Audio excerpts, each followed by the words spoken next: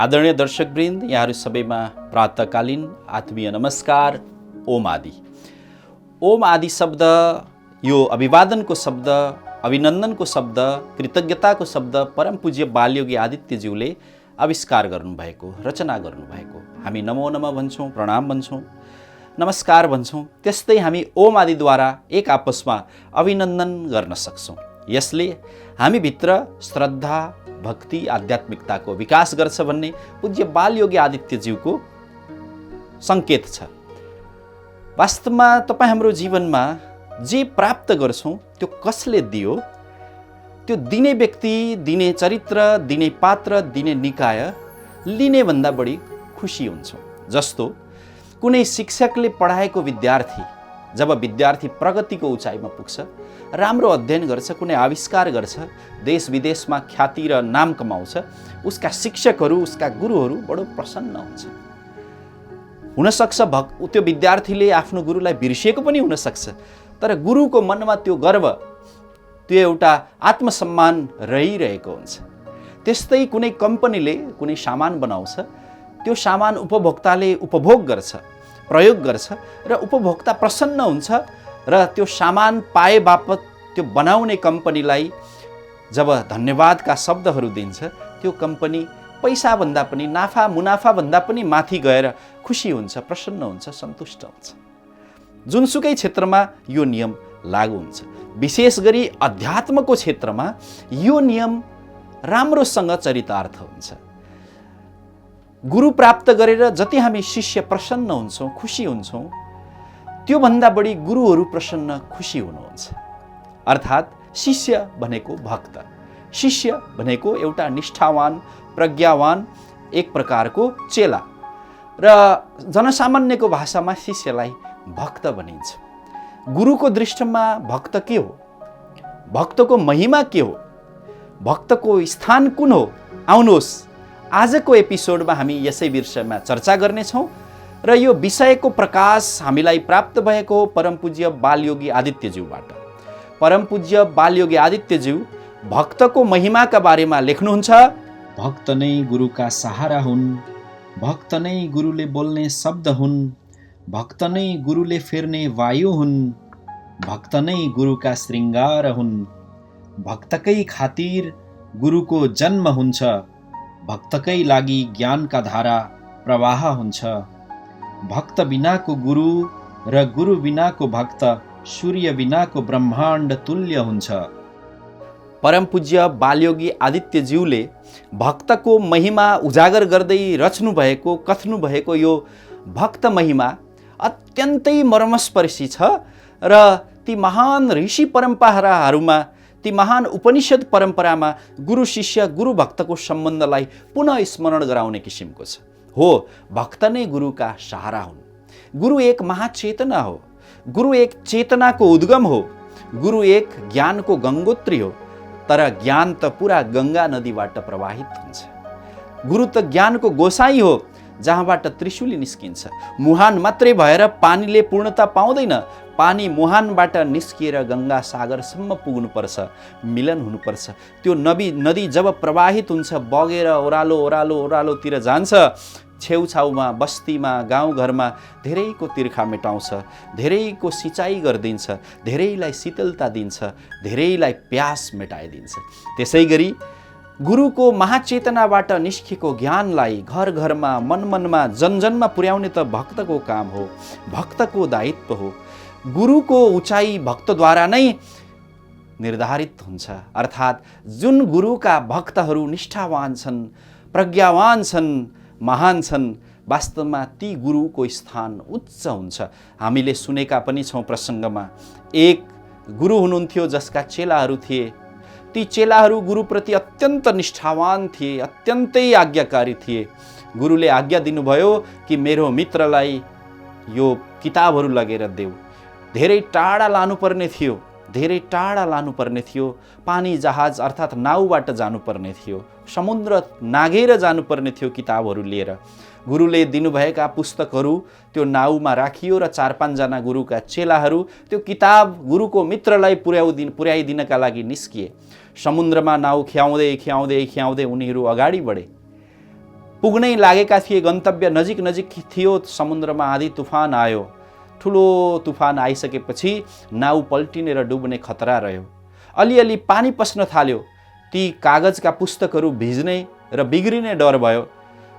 शिष्यहरूलाई लाग्यो हामी यति 4-5 जना शिष्यहरू छौँ, हाम्रो वजनले गर्दा यो नाउ भारी भएको हुनुपर्छ, यो नाउ डुब्न सक्ने हुन्छ।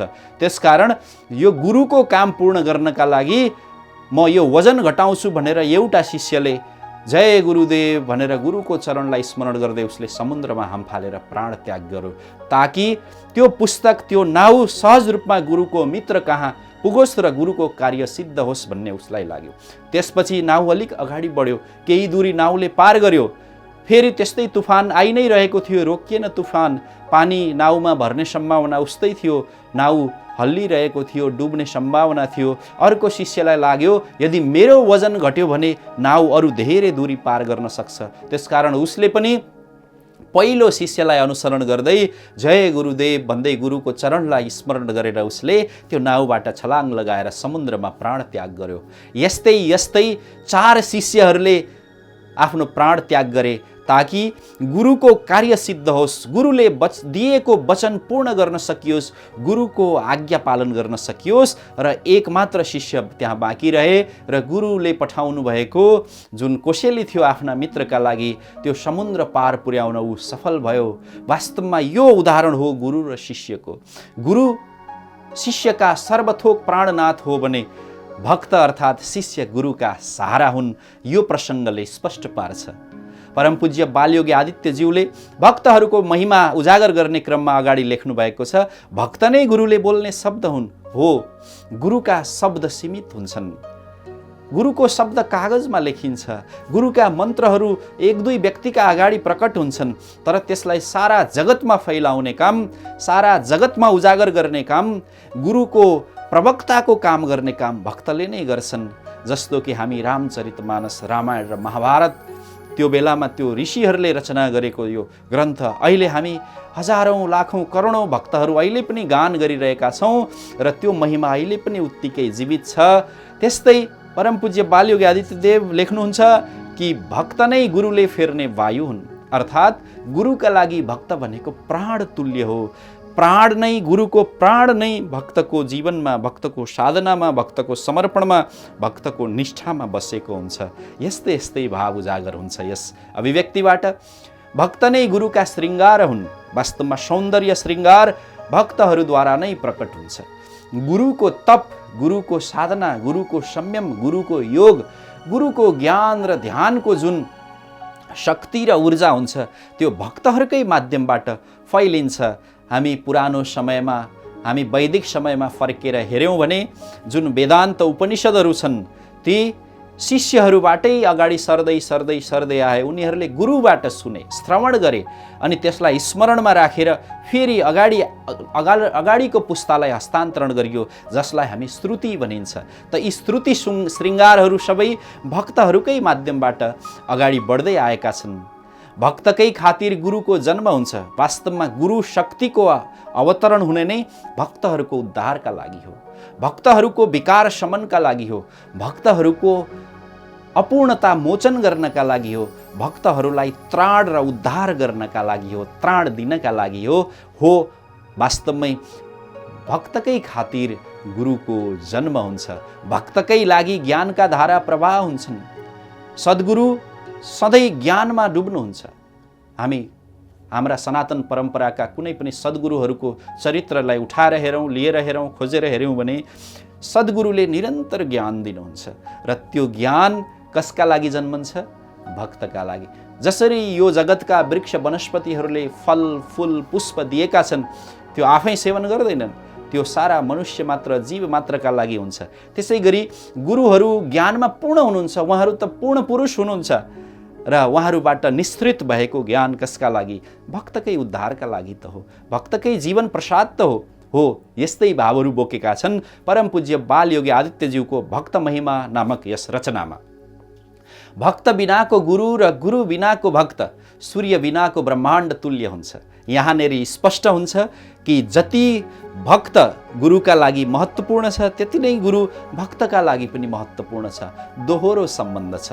ब्रह्माण्डमा सूर्य भएर न यो ब्रह्माण्ड सजीव छ, चलायमान छ, सबै अरू ग्रह उपग्रहहरू आफ्नो अक्षमा चलिरहेका छन्, नभए विखण्डन विचलन आउन सक्थ्यो, नभए प्रलय हुन सक्थ्यो, नभए यो ब्रह्माण्डको आयु क्षीण हुन सक्थ्यो। हो, ब्रह्माण्ड सूर्य केन्द्रमा रहेर टिकेको छ। त्यसै गरी मानव जीवनको, मानव चेतनाको केन्द्रमा गुरु र शिष्यको सम्बन्ध छ। सबै सम्बन्धहरूमध्ये पावन, निर्मल, सुकोमल र सार्थक सम्बन्ध भनेको गुरु र भक्तको सम्बन्ध हो। आउनुहोस् त्यस्ता सद्गुरुहरूलाई नमन गरौँ, अभिनन्दन गरौँ र विशेष गरी परम पूज्य बालयोगी आदित्यज्यूलाई हामी नमन गर्छौँ। यति सुन्दर भक्त महिमा रचना गरेर हामीलाई दिनुभएको छ। आदरणीय दर्शकवृन्द, हामीले परम पूज्य बालयोगी आदित्यज्यूले रचना गर्नुभएको भक्त महिमा श्रवण गऱ्यौँ, मनन गऱ्यौँ। तर उहाँ अगाडि आफ्ना भक्तहरूका लागि अरू थप विशेष सन्देश दिनुहुन्छ। आउनुहोस् हामी ती सन्देशहरूमा फेरि चर्चा गरौँ। परम पूज्य बालयोगी आदित्यदेव लेख्नुहुन्छ, सर्वप्रथम तिमीहरू सबै साधनामा लाग। रिस, राग, द्वेष, ईर्ष्या, घमण्ड, लोभ, लालच जबसम्म तिमीहरू छाड्दैनौ, यो भ्रमण दर्शनको केही अर्थ छैन। हो, गुरुका खातिर भक्तको स्थान उच्च छ, तर भक्तमा पनि केही पात्रता र केही योग्यता हुनुपर्छ। परम पूज्य बालयोगी आदित्यदेव सम्झाउँदै हुनुहुन्छ, मेरा भक्त बन्न चाहन्छौ, मेरा भक्त तिमी आदर्श भक्त बन्ने हो भने सर्वप्रथम तिमीहरूमा साधनामा लाग्ने तत्परता हुनुपर्छ। बिना साधना भक्ति प्राप्त हुँदैन। भक्त नामक विशेषता, भक्तको गुण हामीभित्र आउँदैन। भक्त अर्थात् भज सेवायाम, सेवा पनि गर्दै, निष्काम कर्म पनि गर्दै अनि भगवान गुरुको भजन पनि गर्दै, त्यसलाई भक्ति भनिन्छ। हो, हामीसँग निरन्तर स्वकर्तव्य पालन गर्दै, सेवामा तत्पर रहँदै जब हामी भक्ति गर्छौँ, गुरुको, ईश्वरको, परमात्माको भक्ति गर्छौँ अनि हामी भक्त बन्छौँ, यसैलाई साधना भनिन्छ। रिस, राग, द्वेष, ईर्ष्या, घमण्ड, लोभ, लालच नत्यागेसम्म हामी भक्त बन्दैनौँ, हामी भोगी बन्छौँ, हामी ढोगी बन्छौँ र हामी भ्रान्त भ्रमपूर्ण व्यक्ति बन्छौँ। त्यसकारण भक्तहरूको मनमा रिस, राग, द्वेष, ईर्ष्या धेरै जीवित रहनु हुँदैन। बिस्तारै बिस्तारै त्यसलाई दमन, शमन र निर्मूलन गर्दै जानुपर्छ, अनि मात्रै हामी भक्त बन्छौँ। यही सङ्केत दिँदै हुनुहुन्छ पूज्य बालयोगीजी। यो भ्रमण दर्शन साधनाको खासै अर्थ हुँदैन यदि हामी भक्त बनेनौँ, साधक बनेनौँ भने हामीलाई सम्झाउनुहुन्छ पूज्य बालयोगी आदित्यदेव। यस्तै भक्त महिमा र भक्तको योग्यताका बारेमा पूज्य गुरुदेवले दिनुभएको अर्को अभिव्यक्ति यस प्रकार छ, मेरा शिष्यहरूलाई म आफै बाँध्नेछु। समय आउँछ, भर्खर मेरो गर्भभित्र छन्, निक्लिँदा सबैलाई पूर्णता दिनेछु। मेरा शिष्यहरू अर्थात् मेरा भक्तहरू भनेर पूज्य बालयोगीले सम्बोधन गर्दै हुनुहुन्छ र सङ्केत गर्नुहुन्छ कि म आफै बाँध्नेछु, अर्थात् म आफै उनीहरूलाई साधनाको पथमा, साधनाको मार्गमा बाँध्नेछु। समय आउँछ, भर्खर मेरो गर्भभित्र छन्, अर्थात् जब हामी गुरुलाई स्वीकार गर्छौँ, गुरुबाट दीक्षित हुन्छौँ, गुरुको मार्गमा हामी अगाडि बढ्छौँ, सुरुमा हामी शिशु कक्षाका भक्त हुन्छौँ। गुरुको चेतना अथाह हुन्छ, अनन्त असीम हुन्छ। त्यो चेतनालाई शिष्यको चेतनामा हस्तान्तरित गर्न समय लाग्छ, साधना चाहिन्छ। यही कुरा परम पूज्य गुरुदेव सम्झाउँदै हुनुहुन्छ कि मेरा शिष्य र भक्तहरू अहिले शिशु अवस्थामा छन्, मेरो गर्भमै छन्, अहिले जन्म लिइसकेका छैनन्। अर्थात् जन्मिसकेपछि बालिग हुँदै हुँदै प्रौढ हुँदै जानुपर्ने अवस्थामा अवश्य आउनेछन्। अहिले उनीहरूलाई म परिपक्व बनाउनका लागि, एक कुशल, असल, सशक्त, सार्थक भक्त बनाउनका लागि म उनीहरूलाई मेरो गर्भमा बाँध्ने, कुद्ने काम गर्दैछु र निक्लदा, जब गर्भबाट निक्लनेछन्, जन्म लिनेछन्, सबैले पूर्णता पाउनेछन्। पूर्णता अर्थात् साधनाको प्राप्ति, पूर्णता अर्थात् ध्यान, ज्ञान, योगको मार्गमा अगाडि बढ्ने क्षमता, तत्परता, निष्ठा हो। गुरुहरूको आशीर्वादले हामीलाई भक्तको जीवनमा यिनै कुराहरू प्राप्त हुन्छन्। यस्तै यस्तै भक्त महिमा र भक्तका योग्यताहरूका बारेमा पूज्य गुरुदेवले धेरै गुरुबाणीहरू दिनुभएको छ। आउनुहोस् तीमध्ये अर्को एउटा गुरुबाणी आजको कार्यक्रममा मनन गरौँ। मेरा अनुयायीहरू हो, आपसी प्रेम र आत्मीयता, सद्भाव कायम गर। अनि मात्र मेरो लक्ष्य सिद्धि हुनेछ। आदरणीय दर्शकवृन्द, पूज्य बालयोगी आदित्यदेव हामीलाई स्पष्ट रूपले सम्झाउँदै हुनुहुन्छ, हे मेरा भक्त, हे मेरा अनुयायी, हे शुभचिन्तक, हे जिज्ञासु, सुरुमा आपसी प्रेममा बाँधिने गर, प्रेमको गाँठो फुकाइदेऊ। आपसी प्रेम शिष्यहरूको बीचमा प्रेमहीन अवस्था हुनु हुँदैन, त्यहाँ प्रेम हुनुपर्छ। प्रेमको मलजल पायो भने मात्रै गुरु शिष्यको सम्बन्धले दिशानिर्देश पाउँछ, गति पाउँछ, ऊर्ध्वगामितातिर जान्छ। आत्मीय सद्भाव कायम गर्नुपर्छ। यदि मेरा शिष्यहरूकै बीचमा कलह भयो, मेरा अनुयायीहरूकै बीचमा कलह भयो, मेरा शुभचिन्तकहरूकै बीचमा कलह भयो भने हामी लक्ष्य सिद्धिमा जाँदैनौँ। जसरी देशमा सर्वत्र शान्ति हुनुपर्छ, हरेक परिवारमा नागरिकको बीचमा, सबै जात जातिका बीचमा, सबै दलीय विचारहरू लिने व्यक्तिहरूको बीचमा यदि एकमत भयो भने, एकबद्धता भयो भने, द्वन्द्वहीनता भयो भने मात्रै हामी देशलाई शान्त बन्छौँ, देश लक्ष्य सिद्धिमा जान्छ। अर्थात् देशलाई, देशका नागरिकहरूलाई कानुनले, कर्तव्यले र दायित्वले बाँधिन्छ। त्यसै गरी गुरुका शिष्य र अनुयायीहरू सद्भावले बाँधिनुपर्छ, अनि मात्रै त्यो गुरु परिवार लक्ष्य सिद्धितर्फ, ध्येय प्राप्तितर्फ अगाडि बढ्दछ। यसर्थ परमपूज्य बालयोगी आदित्यदेव हामीलाई अपिल गर्दै हुनुहुन्छ कि हे जिज्ञासु, शुभचिन्तक, अनुयायी भक्तगण, तपाईँहरूको बीचमा आपसी प्रेम हुन आवश्यक छ, सद्भाव हुन आवश्यक छ। अर्थात् रिस, राग, द्वेष, ईर्ष्या, घमण्ड, लोभ, लालच छ भने त्यसलाई छोडिदिन आवश्यक छ। परमपूज्य बालयोगी आदित्यदेवले भन्नुभएको छ, मेरो साधना पथमा आउनलाई केही शर्तहरू छन्। तीमध्ये पहिलो शर्त भनेकै द्वेष छाड, अहङ्कार, अभिमान छाड र त्यो व्यवसायको, उद्योगको, मुनाफाको खोल आवरण जुन ओढिएको छ त्यसलाई छोडेर आऊ, एक विशुद्ध निर्मल जिज्ञासुको रूपमा आयो भने हो तिम्रो हाम्रो भक्त र गुरुको सम्बन्धले अर्थ पाउनेछ। यस्तै यस्तै अपिल हामीलाई परमपूज्य गुरुदेवले भक्त महिमा शीर्षक अन्तर्गत गर्नुभएको छ। आदरणीय दर्शकवृन्द, आज हामीले परमपूज्य बालयोगी आदित्यज्यूले प्रदान गर्नुभएको भक्त महिमा र केही भक्त शिष्यका योग्यताहरूको बारेमा चर्चा गरौँ।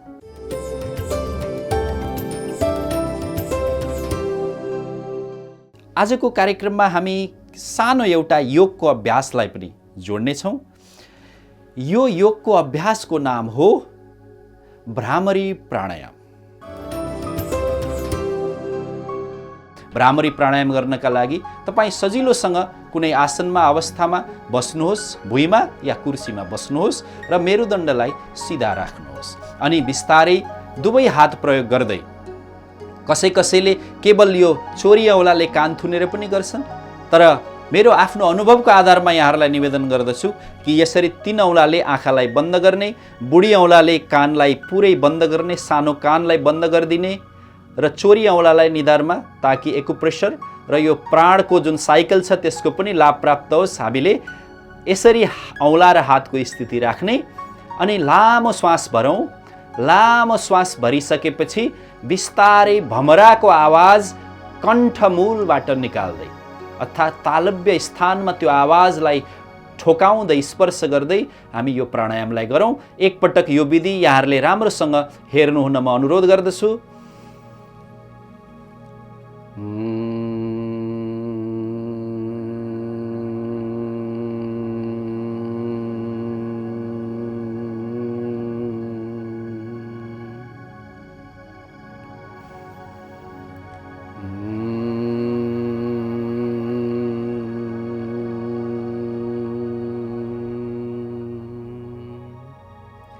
त आदरणीय दर्शकवृन्द, तुरुन्तै मनलाई निर्मल बनाउँछ, दिमागलाई शान्त बनाउँछ यो भ्रामरी प्राणायामले।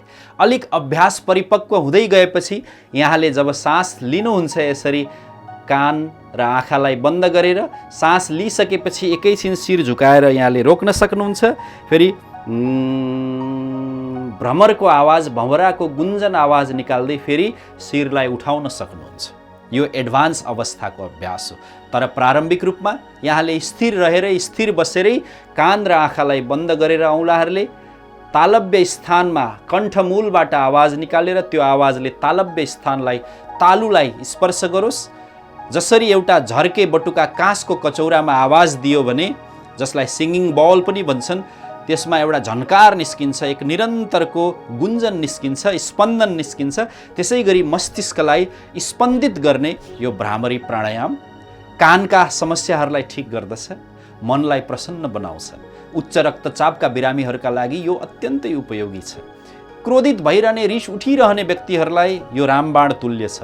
जब जब रिस उठ्छ, बसेर भ्रामरी प्राणायाम गर्यो भने मन पनि अर्कोतिर चाहिँ बहलिन थाल्छ र क्रोध पनि शान्त हुन्छ। त्यसै गरी विद्यार्थीहरूका लागि मेमोरी बढाउन, स्मृति शक्ति बढाउनलाई यो प्राणायाम निकै नै उपयोगी छ। आदरणीय दर्शकवृन्द, यसै योग अभ्यासका साथै परमपूज्य बालयोगी आदित्यज्यूले प्रदान गर्नुभएको भक्त महिमा सम्बन्धी विभिन्न उद्गारहरूलाई हामीले चिन्तन मनन गऱ्यौँ। यिनै आवाजहरूका साथ, यिनै भावनाहरूका साथ, यिनै ज्ञान पुष्पहरूका साथ हामी आजको कार्यक्रमबाट बिदा लिन्छौँ। यतिखेर कोभिडको समय छ, सावधान रहौँ, सतर्क रहौँ, स्वस्थ रहौँ र आफ्नो जीवनी शक्ति अर्थात् रोग प्रतिरोधात्मक क्षमतालाई संरक्षित गरेर राखौँ। यिनै आह्वानका अनुरोधका साथ हामी आजको कार्यक्रमबाट बिदा लिन्छौँ। फेरि अर्को कार्यक्रममा यस्तै अमृतमय ज्ञान रसहरू लिएर उपस्थित हुनेछौँ। ओम आदि, नमस्कार।